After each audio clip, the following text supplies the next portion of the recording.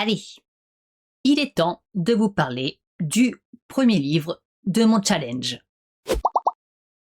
Bon, on peut dire que je sors pas mal de vidéos en ce moment, mais ne vous y habituez pas, je pense que c'est juste l'excitation du début, parce que c'est de la nouveauté, donc là pour le moment je suis bien motivé à lire, mais je me connais, à un moment donné je vais peut-être moins lire, donc le rythme de vidéo va peut-être se réduire. Enfin bon, donc le premier livre dont je veux vous parler, c'est Le Café des Cœurs Retrouvés d'Emma Delaney. Alors il fait partie de ces 12 livres que je suis censé lire en 2026 et qui sont généralement, en tout cas qui tournent généralement autour de la romance hétérosexuelle. Et celui-là n'aura pas été difficile à lire et n'aura pas été très long à lire. Parce que il est censé faire 112 pages, mais en réalité l'écriture est grosse, les interlignes sont assez conséquentes, donc il fait beaucoup moins que sur 12 pages et c'est un truc que tu lis en 1 heure maximum. Vraiment, je l'ai lu très très vite. Donc au niveau du prix, je me dis que c'est quand même un peu cher pour un texte qui est beaucoup plus court que ce qu'il annonce en réalité. Mais bon, c'est pas très grave. Alors qu'est-ce que ça raconte ? Ça raconte l'histoire d'Élise qui possède donc le Café des Cœurs Retrouvés et qui chaque année pour la Saint-Valentin accroche un tableau en liège où elle permet aux gens qui viennent dans son café d'écrire un mot d'amour qu'ils n'ont jamais osé dire à qui que ce soit, et ça a son petit succès chaque année. C'est des choses anonymes qu'elle ne retire pas, elle les laisse s'accumuler, et un jour, alors qu'elle consulte les petits mots qui ont été laissés dans la journée, elle en trouve un qui lui fait un drôle d'effet. Parce que l'écriture lui semble familière, les mots lui semblent familiers, et elle ne peut pas s'empêcher de penser à ce mot toute la journée, car il lui rappelle un homme qu'elle a connu par le passé, et elle se demande s'il est véritablement revenu. D'ailleurs, ce mot va finalement finir par le détacher pour le ranger dans un placard dans sa chambre. Elle le relira en étant certaine de ne pas se tromper. Et effectivement, on a une seule fois, je crois, le point de vue de l'homme en question. En fait, on ne saura jamais son nom à cet homme, donc on l'appelle toujours il. Et on aura une seule fois son point de vue quand il accrochera ce mot avant de quitter le café sans se faire remarquer. Et rapidement après cette première prise de contact timide, il se présentera au café et pour eux deux, c'est des retrouvailles très... est-ce que c'est émouvant ? En tout cas, ça leur fait ressurgir beaucoup de sentiments parce qu'on va dire que leur relation par le passé ne s'est pas très bien terminée. On va dire que lui est parti sans lui dire pourquoi. Et depuis, elle a dû se reconstruire et vivre avec cette question qui la hantait pour finalement s'acclimater à la solitude. Voilà, c'est à peu près tout pour le résumé. Comme je dis, c'est pas très long. On a quelques autres personnages dedans, notamment une amie de Élise, je crois que c'est Lucie. Après, c'est Jeanne ou Jeannette, je sais plus, une vieille dame qui est une habituée du café, mais on ne les voit pas beaucoup. Et on va dire ils sont un petit peu importants, mais pas plus que ça. Et l'histoire en elle-même, qu'est-ce qu'elle vaut ? C'est doux, c'est plutôt mignon, mais on va dire que ça casse pas non plus 3 pattes à un canard pour être un petit peu franc. J'ai pas détesté ma lecture, j'ai trouvé que c'était plutôt bien écrit. Il y a des images qui sont très jolies, ça se lit bien, leur relation se reconstruit au fur et à mesure, c'est plutôt plaisant à voir. Mais c'est vrai que je reste, en tout cas que je ressors de ma lecture avec un... Oui, c'était bien, mais c'était pas exceptionnel non plus. C'est juste comme ça, une nouvelle romantique qui se lit vite, qui n'est pas désagréable et qui fait passer le temps. C'est également assez chaste, et heureusement parce que, entre nous, j'ai souvent beaucoup de mal avec les scènes de cul. Donc là, ce qu'il y avait dedans, ça me convenait. Je dirais pas s'il y en a ou s'il y en a pas, ou à quel degré et tout ça, mais en tout cas, la façon dont, enfin, les éléments qu'il y a de romance et tout ça dedans, et de rapprochement, me conviennent. Et je pense que ce ne sera pas toujours le cas. Parce que, à mon avis, il y aura certaines romances qui vont être agrémentées d'un peu trop de cul, et on va m'entendre aller très très fort. Voilà, j'ai pas grand chose d'autre à dire, honnêtement.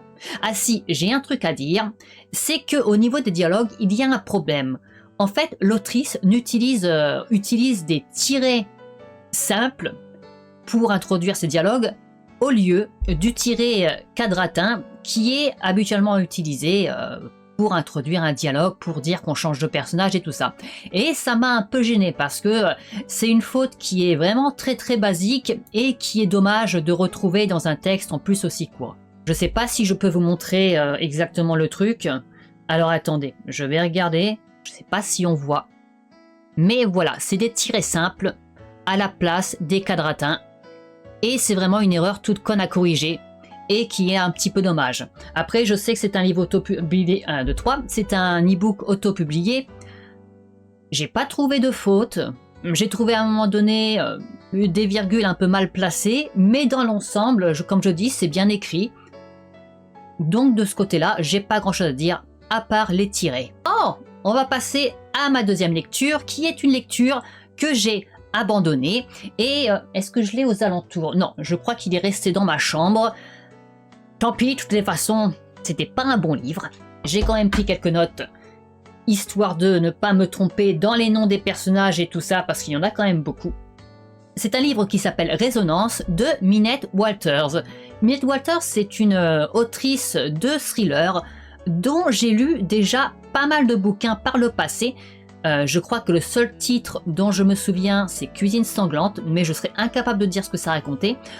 En fait, c'est un peu le truc avec cette autrice, c'est que chaque fois que j'ai essayé un de ces thrillers, il m'est sorti de la tête tout de suite après. J'ai pas spécialement apprécié plus que ça, c'était de la lecture, ça faisait passer le temps, mais ça ne marque pas. Je me souviens pas qu'un seul de ces personnages m'ait vraiment touché, que je me sois vraiment attaché à l'un d'eux. Ces histoires, comme je dis, me sont toutes sorties de la tête. Et comme ce bouquin, je l'ai trouvé à 1 € à Emmaüs, je me suis dit, tiens, une autrice que je connais déjà, ça fait très longtemps que je n'ai rien lu d'elle, voyons si avec l'âge, je réussirai à davantage l'apprécier, et pas du tout parce que j'ai carrément abandonné ma lecture, alors que je pense que par le passé, j'ai lu entièrement tout ce que j'ai commencé. D'ailleurs, je me demande si j'ai pas un de ces romans encore ici, attendez. Ah si. J'ai, hop là, Chambre froide. Je sais pas pourquoi je l'ai gardé, parce que moi, mes livres, généralement, je les garde pas. Je ne garde que les coups de cœur, donc j'en ai très très peu. Tous les autres, ils finissent soit Emmaüs, soit dans une boîte à livres, soit je les donne si quelqu'un de mon entourage est intéressé. Celui-là, je l'ai gardé parce que je crois qu'il y avait une description qui m'intéressait dedans et que j'avais du mal dans un de mes textes vis-à-vis d'une description qui ressemblait étrangement à celle-ci. Donc je me suis dit, pour m'inspirer, pour vraiment me rendre compte dans ma tête de l'image de la chose et pouvoir la modifier comme il faut, je vais garder ce livre et je me replongerai dedans à l'occasion. Mais même ça, je ne me souviens pas du tout de l'histoire. C'était juste la description en fait qui pourrait m'aider à développer la mienne et c'est pourquoi je l'ai gardé depuis tant d'années. Mais finalement, je ne me suis jamais replongé dedans. Alors, ça raconte l'histoire d'un SDF qui s'appelle Billy Black, si je ne dis pas de bêtises. En tout cas, il se fait appeler Billy Black, qui est retrouvé mort dans un garage à côté d'un frigidaire. En fait, il est retrouvé mort de faim alors qu'il avait ce frigidaire juste à côté de lui. Et la maison où il a trouvé la mort est celle d'une dame qui s'appelle Amanda Powell.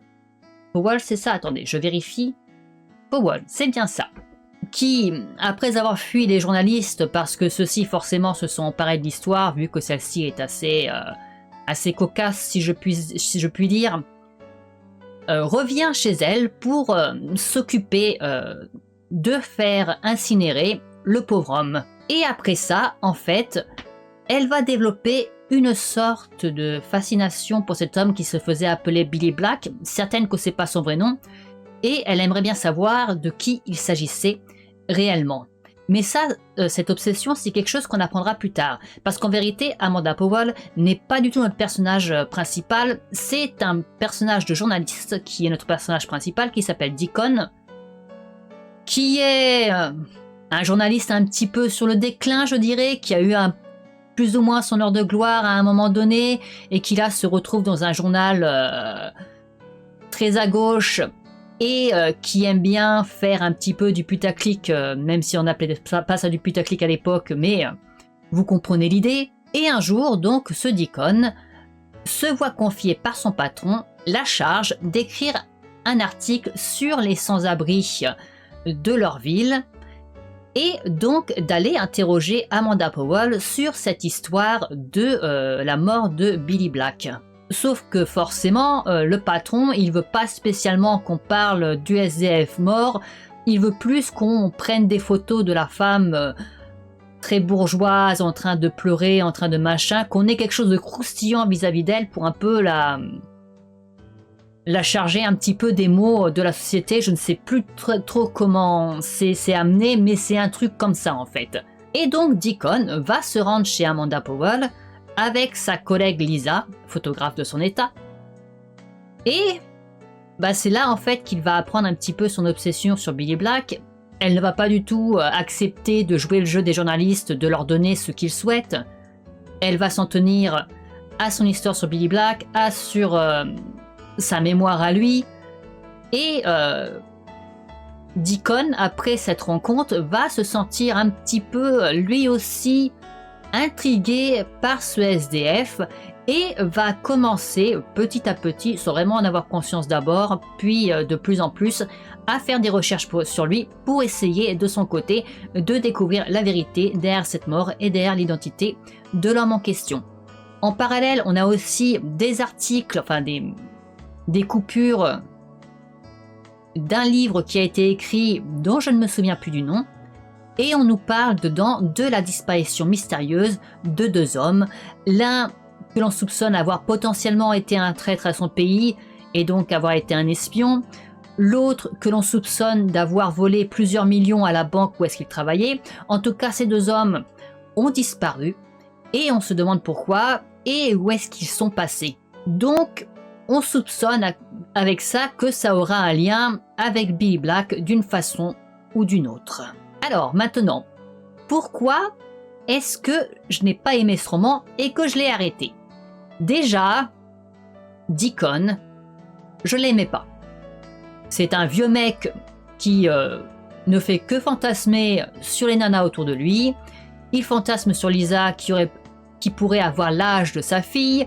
Aussitôt qu'il rencontre un Amanda Powell, il fantasme sur elle, il se demande comment est-ce qu'elle est au pieu, tout ça, blablabla. Je ne l'aime pas. C'est un espèce de loser. Amanda Powell, peut-être qu'elle aurait pu être intéressante, mais comme je dis, c'est pas notre personnage principal. Du coup, on la laisse de côté un sacré bon moment. Et moi, la seule fois où est-ce qu'on la revoit, c'est parce que Deacon s'invite chez elle au milieu de la nuit complètement bourré. Voilà le niveau du type.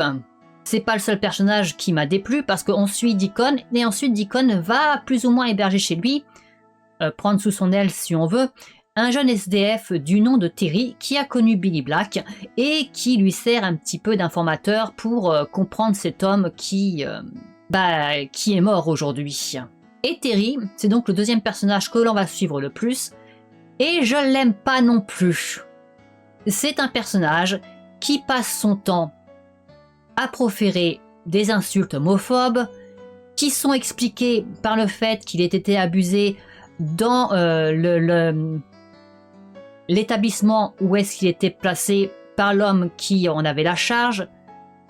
Alors oui, je veux bien comprendre que ça l'a traumatisé et tout ça, mais est-ce que c'est obligé que toutes les deux phrases, il se lâche une saloperie homophobe? Je ne sais pas. Et j'ai définitivement refermé le livre quand Deacon lui fait remarquer en fait qu'il ressemble à un type d'extrême droite et que Terry apprécie il prend ça comme un compliment. J'ai fait stop, c'est bon, je n'aime pas ces personnages, je me fous de l'histoire parce qu'elle est très lente, il n'y a pas grand chose qui se passe honnêtement. Donc ça m'a gavé, j'ai fait, là ils ont passé la limite, c'était la goutte de trop, hop, on dégage le bouquin, et on ne reviendra plus à cette autrice parce que décidément, elle n'est pas faite pour moi. D'ailleurs, c'est pas le seul truc qui m'a un petit peu gavé, parce qu'on a également un autre personnage qui s'appelle Barry, qui est un peu un loser, qui passe son temps dans le studio de photo du bureau de journalisme, qui n'a pas d'amis, qui est très complexé, tout ça, blabla, qui vit toujours chez sa mère. Et à un moment donné, Barry est envoyé, enfin, il se sent forcé d'aller voir une prostituée parce que un collègue le lui a un petit peu imposé. Enfin non, il lui a dit d'aller voir une meuf pour se faire du bien. Et Barry, dans la crainte que l'autre l'interroge sur à savoir s'il a vraiment été voir une prostituée ou non, il y va à contre-cœur. C'est un peu n'importe quoi, mais voilà. Et la prostituée s'appelle Fatima. Et c'est un cliché sur pattes, c'est un cliché raciste sur pattes. Ils lui ont donné un accent et une façon de parler qui est juste horrible. Je suppose que c'est censé être de l'humour, je suppose que toute la scène est censée être de l'humour, même le malaise de Barry et tout ça, mais c'est pas drôle, c'est juste extrêmement malaisant. Et comme je l'ai dit, l'intrigue n'avance pas.